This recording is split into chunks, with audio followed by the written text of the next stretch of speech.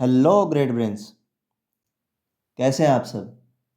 स्वागत है आप सबका हमारे इस नए वीडियो के अंदर, जिसके अंदर हम डिस्कस करने वाले हैं आपका 2025 का फर्स्ट प्रोग्राम। इसके अंदर बेसिकली हमें करना क्या है, हमें एक रिटेलर के लिए जो क्लाउड स्टोरेज बेच रहा है उसके लिए बिलिंग के लिए एक सॉफ्टवेयर बनाना है। ठीक है, सबसे पहले हमें क्या चाहिएगा, अकाउंट नंबर चाहिएगा इसके लिए, और एक हमें चाहिएगा क्या कि हमें डिमांड कितने स्पेस की आई है। ठीक है, उसके बाद हम बिल कैलकुलेट करेंगे और उसके बाद हम उसे क्या करेंगे, आउटपुट में डिस्प्ले कर देंगे। ठीक है, तो चलिए अब देखते हैं यहाँ पे जो क्लास का नेम रहेगा वो क्या रहेगा। एक एक करके स्पेसिफिकेशंस देखते हैं जो आपको क्वेश्चंस में दी गई थी। सबसे पहले पे क्लास नेम क्या दिया गया है, क्लाउड स्टोरेज। क्या दिया गया है, क्लाउड स्टोरेज। ठीक है, उसके बाद जो स्पेसिफिकेशंस दी गई हैं, मेथड मेंबर्स क्या क्या है, ACNO, स्पेस और बिल। अब ACNO किसके लिए है, अकाउंट नंबर के लिए शॉर्ट है। स्पेस कि आपको कितना स्पेस परचेज करना है जीबीज में। ठीक है, bill total price to be paid by user. उसके बाद मेंबर मेथड्स, मतलब फंक्शंस कौन कौन से इस्तेमाल करने। सबसे पहला वर्ड एक्सेप्ट, यानी ये क्या एक्सेप्ट करेगा, हमारे पास अकाउंट नंबर लेगा एक तो, और साथ के साथ जो स्टोरेज स्पेस हम रिक्वेस्ट कर रहे हैं वो हमें मिले। ठीक है, उसके बाद कैलकुलेट, जो प्राइस कैलकुलेट करके देगा बेस्ड ऑन स्टोरेज। उसके बाद कैलकुलेट करने के लिए क्या होगा, देखिए पहले जो 15 GB हैं उसके लिए 15 रुपये, नेक्स्ट जो 15 GB रहेंगे उनके लिए 13 रुपये। यानी पहले वाले जो 15 GB हैं वो तो ख़त्म हो गए, 1 to 15, तो रहेगा क्या रेट 15, और 16 to 30 रहेगा रेट हमारे पास 13, और 30 से अबव, यानी 30 से अबव, सॉरी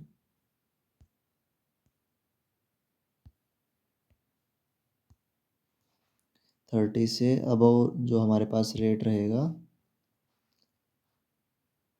वो रहेगा 11 रुपीज़।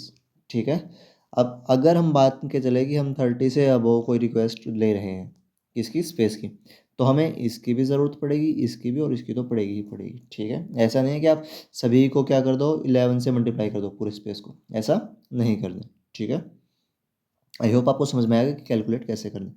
उसके बाद हमारा जो अगला फंक्शन है वो क्या करेगा, डिस्प्ले करेगा किस किस चीज़ को, अकाउंट नंबर, स्टोरेज स्पेस और बिल पेड। ठीक है,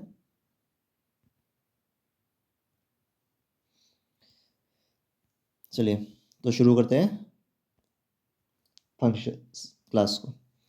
इंपोर्ट क्या है हमारे पास, कीवर्ड है जो किसके लिए इस्तेमाल होता है, बुलाने के लिए किसी भी पैकेज को। यहाँ पे पैकेज का नाम क्या है, यूटिल। क्या नाम है, यूटिल। और यूटिल की भी हम स्पेसिफिकली कौन सी क्लास को बुला रहे हैं, स्कैनर क्लास को। किसके लिए, स्कैनर क्लास को, जो हमारे आउटपुट और इनपुट दोनों के लिए मदद कर सकती है। ठीक है, उसके अलावा हम इसमें कोई भी मैथ का फंक्शन नहीं इस्तेमाल करेंगे, तो और किसी क्लास को इंपोर्ट करने की ज़रूरत नहीं है। ठीक है, सबसे पहला अब हमने देखा था क्लास का नाम क्या था, क्लाउड स्टोरेज। क्या था, क्लाउड स्टोरेज। अब इसमें ध्यान देने वाली बात क्या है बच्चों, कि क्लास का नाम जो है वो हमेशा कैपिटल लेटर से शुरू होता है। किससे शुरू होता है, कैपिटल लेटर से। ठीक है, और जो क्लास कीवर्ड है वो स्मॉल लेटर से। उसके बाद हमने जो फंक्शन सॉरी वेरिएबल्स इस्तेमाल करने वो कौन कौन से हैं, ऊपर हमने डिस्कस किया, ACNO, स्पेस और बिल। ये हमने पब्लिक डोमेन में दिए, कौन सी डोमेन में, पब्लिक डोमेन। क्यों दिए हैं, क्योंकि ये हमें अलग अलग फंक्शंस में एक्सेस करने पड़ेंगे, इसलिए इनको पब्लिक डोमेन में डाला गया है, जो कि बाय डिफ़ॉल्ट हर एक वेरिएबल की होती है जो भी क्लास के अंदर डिक्लेयर होता है। ठीक है, अब आगे सबसे पहला जो फंक्शन हमने इस्तेमाल किया मेथड, वो क्या है, वर्ड एक्सेप्ट। क्या है, वर्ड एक्सेप्ट। इसमें हमने क्या किया, स्कैनर क्लास का एक ऑब्जेक्ट क्रिएट कर दिया। क्या नाम है ऑब्जेक्ट का, SC। ठीक है, न्यू कीवर्ड है जो हमें मदद करता है स्कैन कोई भी ऑब्जेक्ट बनाने के लिए। ठीक है, अब आगे हमें डिस्प्ले करवाना है system dot out dot print enter account number. क्या करना है, अकाउंट नंबर डलवाने के लिए स्क्रीन के ऊपर मैसेज शो करना है। मैसेज शो करने के लिए हमेशा क्या इस्तेमाल होता है, system dot out dot print. ठीक है, अब इसमें अक्सर बच्चे क्या करते हैं, इस ओ को बड़ा कर देंगे या इस पी को बड़ा कर देंगे, तो उससे आपका प्रोग्राम जो है गलत हो जाएगा, ये आपको सिस्टम एरर दिखाएगा। सिर्फ सिस्टम का एस बड़ा रहेगा, बाकी सब क्या रहेंगे, छोटे रहेंगे। ठीक है, अब आगे इनपुट लेने के लिए हमने जो इस्तेमाल किया लाइन को, A C N O equal to S C dot next int. ठीक है, अब ये जो नेक्स्ट इंट है ये हमें हेल्प करता है किसमें, इनपुट को लेने में कीबोर्ड से। उसके बाद हमें क्या करना है, एंटर स्टोरेज स्पेस परचेज्ड इन जीबीज। हमें यूज़र को बताना है क्या कि अब आप क्या करो, अपना जो स्पेस आपको चाहिए वो एंटर करो, किसमें, जीबीज में। किसमें एंटर करेंगे, जीबीज में। ठीक है, उसी तरह से फिर नेक्स्ट क्या रहेगा, space S C dot next int, क्योंकि अकाउंट नंबर भी किस में आएगा, इंटीजर टाइप होगा, और जो स्पेस होगा वो भी क्या रहेगा, अपना इंटीजर टाइप ही रहेगा। ठीक है, यहाँ पे अगर इंटीजर ना होता तो यहाँ पे होता, अगर डबल होता तो डबल आ जाता। ठीक है, या फिर कैरेक्टर आ जाता, मतलब जो भी आप वेरिएबल डाटा टाइप इस्तेमाल करोगे वो इसमें क्या आ जाएगा, यहाँ पे नेक्स्ट के बाद लिखा जाएगा। ठीक है, उसकी रैपर क्लास। उसके बाद कैलकुलेट, जैसा कि मैंने आपको पहले एक्सप्लेन कर दिया कि बिल कैसे कैलकुलेट करना है। मान के चलिए अब आपके पास क्या है, आपको परचेज करनी है कितनी GBs, let it be 5 GB। ठीक है,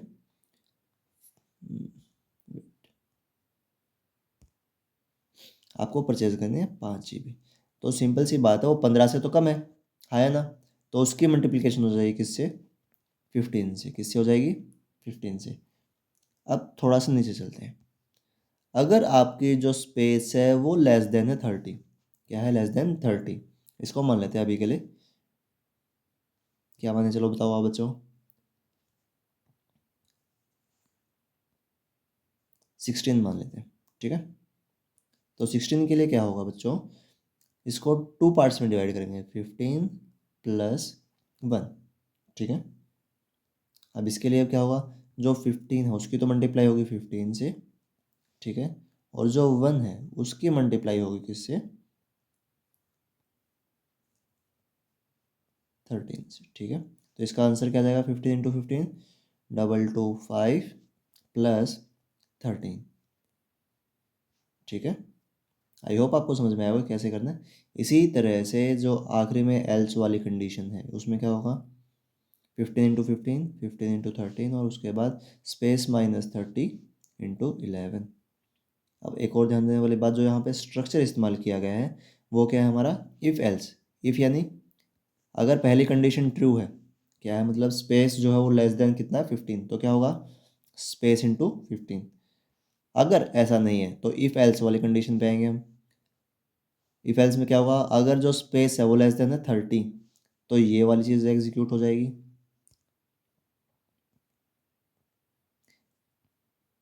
अगर स्पेस लेस देन 15 है तो नीचे वाली स्टेटमेंट, अगर स्पेस लेस देन और इक्वल टू 30 है तो ये वाली स्टेटमेंट, और अगर जो है स्पेस इन दोनों में से बड़ा है तो क्या होगा, ये जो आखिर में एल्स वाली कंडीशन है ये एग्जीक्यूट हो जाएगी।